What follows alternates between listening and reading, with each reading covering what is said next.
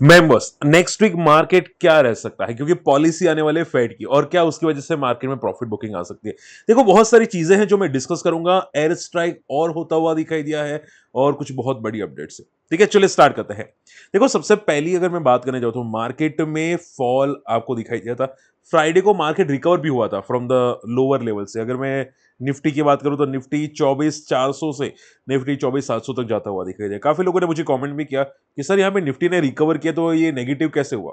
ठीक है, देखो ये जनरली शॉर्ट कवरिंग होती है। ठीक है, मार्केट यस्टरडे भी फॉल हुआ था, थर्सडे इन फ्राइडे भी फॉल हुआ था।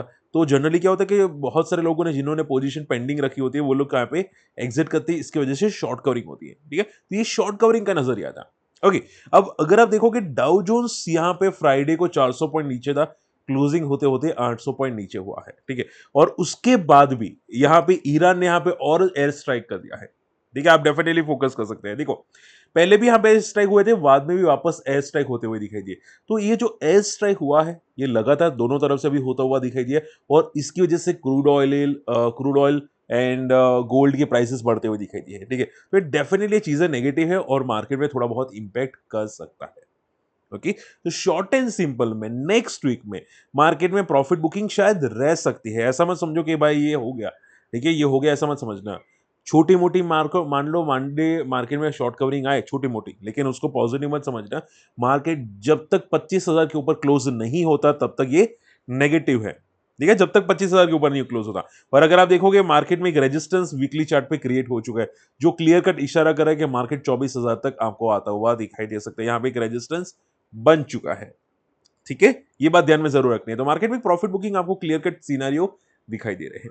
देखिए उसके अलावा भी मैं अगर यहाँ पे वीकली चार्ट में मिड कैप की बात करूं तो मिड कैप ने यहाँ पे रेजिस्टेंस क्रिएट कर चुका है। जनरली ये रेजिस्टेंस का मीनिंग होता है कि यहाँ से मार्केट में एक प्रॉफिट बुकिंग आ सकती है जो लेके जा सकती है 55,800 को मिड कैप्स में, यानी कि 2-3 हजार यहाँ पे मिड कैप फॉल कर सकता है।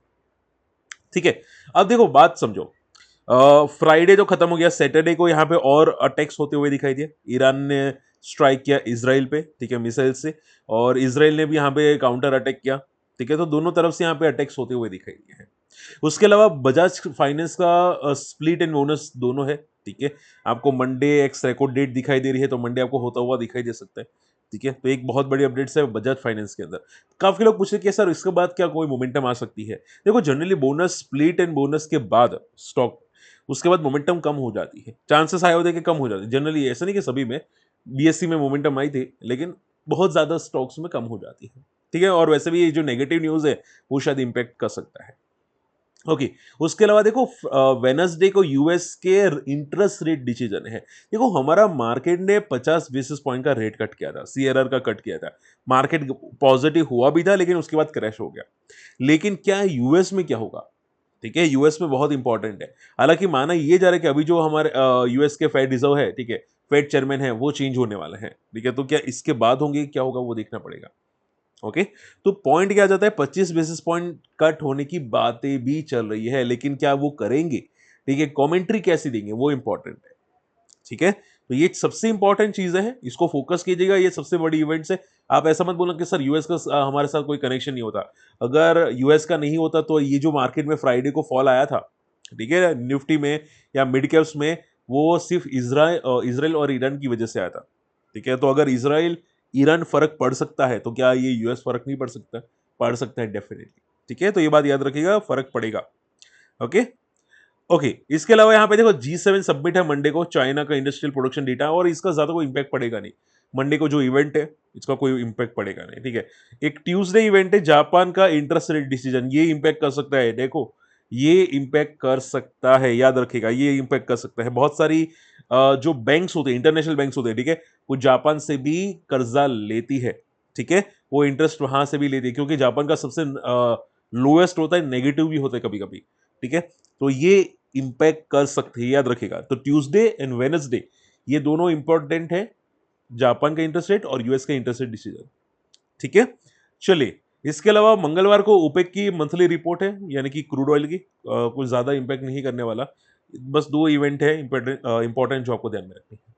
ठीक है, अब देखो 3 घंटे पहले समाचार आए थे कि इसराइल ने यहाँ पे एयर स्ट्राइक किया, जैसे कि मैंने बोला, और ईरान ने भी सामने से मिसाइल छोड़े हैं। ठीक है, इसके अलावा यहाँ पे जो इंडियन सिविल एविएशन मिनिस्टर है उनका एक बहुत बड़े कॉन्फ्रेंस होने वाला है। एंड देखो मैंने काफी काफी सेलिब्रिटीज को देखा है कि काफी सेलिब्रिटीज ने ट्विटर पे अभी कमेंट करना स्टार्ट कर दिया है कि हम लोग एयर इंडिया पे नहीं ट्रैवल करेंगे, ठीक है, क्योंकि एयर इंडिया के जनरली जो प्लेन्स होते हैं वो काफी फॉल्टी होते हैं। अभी मैंने सुना था एक दिन फ्राइडे को कि बैंकॉक से जो सूरत का फ्लाइट आने वाला था, ठीक है, उसमें टेक्निकल फेलियर था, ठीक है, तो वो टेक ऑफ ही नहीं हुआ। सोचो, टेक ऑफ ही नहीं हुआ।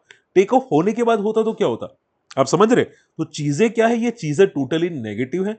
और एयर इंडिया में जो इश्यूज आ रहे हैं वो लोग ज्यादा मेंटेनेंस नहीं करते, ये नेगेटिव इंपैक्ट कर सकता है, ठीक है। तो बहुत सारी इंपॉर्टेंट इवेंट्स है जो आपको ध्यान में रखनी है, ये चीजें नेगेटिव है।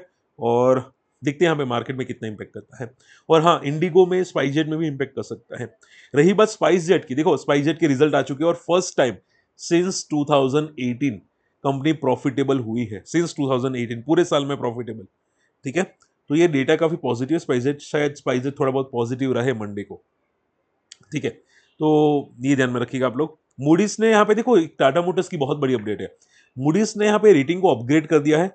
टाटा मोटर्स की जो जैगवार लैंड ओवर है, ठीक है, उसका रेटिंग जो अनसिक्योर इंस्ट्रूमेंट होता है, यानी कि बोलते हैं डेट से कर्जा लेना, वो इंप्रूव कर दिया है, ठीक है। तो ये अच्छी बात होती है और इससे टाटा मोटर्स में मोमेंटम स्टार्ट हो सकती है, ठीक है। तो ये चीजें पॉजिटिव है, आप ध्यान में रखिएगा।